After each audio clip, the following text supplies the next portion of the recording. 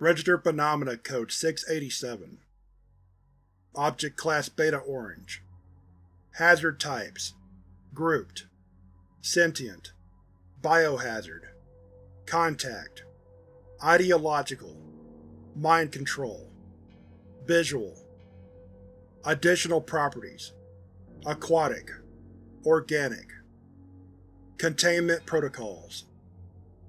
RPC-687-1 is to be kept in a .4 cubic meter glass container, locked with a pin code keypad at Site-047. Jars of collected instances of RPC-687 are to be stored in a standard Beta-class locker beside the glass container, restricted to Level 3 personnel only. Should any subject manage to breach RPC-687, security personnel are to exterminate the subject and collect RPC-687 before containment and place it back into the locker and lock it. The chamber containing RPC-687 and RPC-687-1 is to be deep cleaned to assure safety to Authority personnel. Should anyone take RPC-687-1, security personnel are to locate the subject and terminate said subject. RPC-687-1 is to then be picked up preferably with any extended grabbing device and placed back into its container. The container is then to be relocked. Extended grabbing devices, tongs, or reacher grabbers. If these devices are unavailable, standard medical latex gloves can be used as an alternative. Security personnel entering RPC-687's chamber or retrieving RPC-687-1 are to be wearing protective clothing, such as Level C hazmats, to avoid being infected by RPC-687. Description: the designation RPC-687 refers to a worm-like species of parasites. The species of RPC-687 is unknown, but is speculated to belong to the Dracunculus metanensis genus. Guinea worm. RPC-687 instances are white in pigmentation and exhibit a shape similar to thin tubes. RPC-687 instances exhibit extremely parasitic attributes, such as infiltrating a subject's body extremely quickly, using its host for nutrients, draining intelligence, and reproducing within the host via binary fission. A form of asexual reproduction, utilized primarily by bacteria to quickly create offspring via splitting repeatedly. When RPC-687 is released from RPC-687-1, it will hastily burrow into the subject's skin and will begin eating away at the subject's flesh, as well as reproducing rapidly. The subject is now designated RPC-687-A.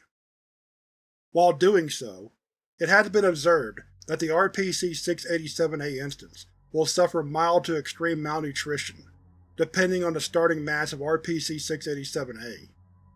RPC-687-A's skin will then begin to become discolored, turning a soft gray hue, as well as darker bags forming under the eyes. This process will worsen until RPC-687-A expires.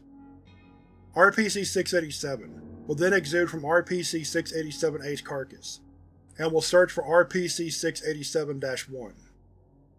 RPC-687, when outside of RPC-687-1 or its victim, will expire in a short amount of time, and will decompose in approximately 2 minutes, although this process can be slowed when instances of RPC-687 are stored in hydrochloric acid, or water. This can slow the decomposition process by approximately 10 days. When placed in water, RPC-687 will remain alive for approximately 1 week. When in water, RPC-687's epidermis will turn an opaque white color, becoming nearly invisible.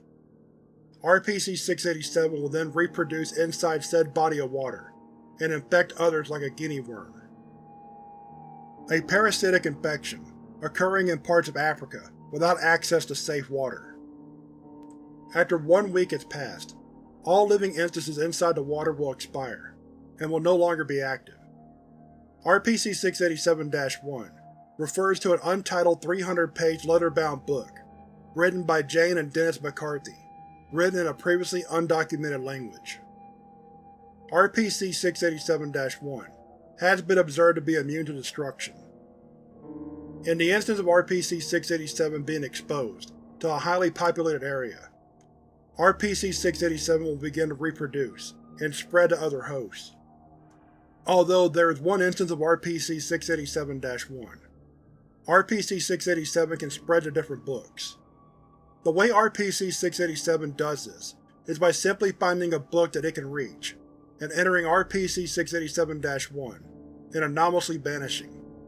This new instance, designated RPC-687-2, will still have the same attributes as RPC-687-1.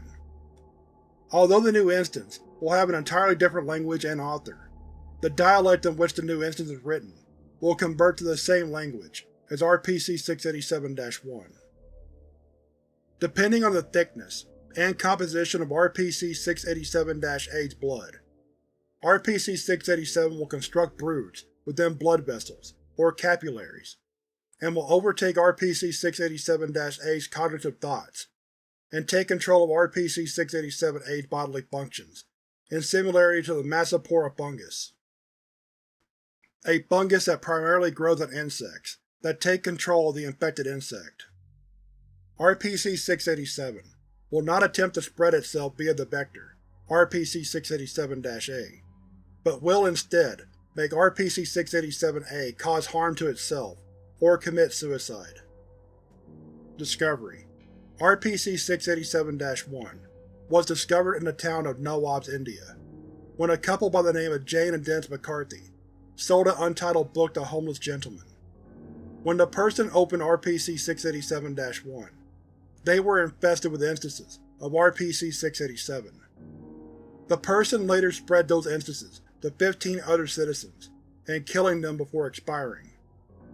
RPC-687-1 drew the attention to the Authority when an Authority-branded lab located in India ran tests on RPC-687, and concluded they were a part of no known genus, and had anomalous attributes when they reproduced on a petri dish on top of a shelf, and later multiplied their population inside the lab from 45 to 206 instances. Dennis and Jane were later interviewed, and they stated they were making anomalies and this was their first one.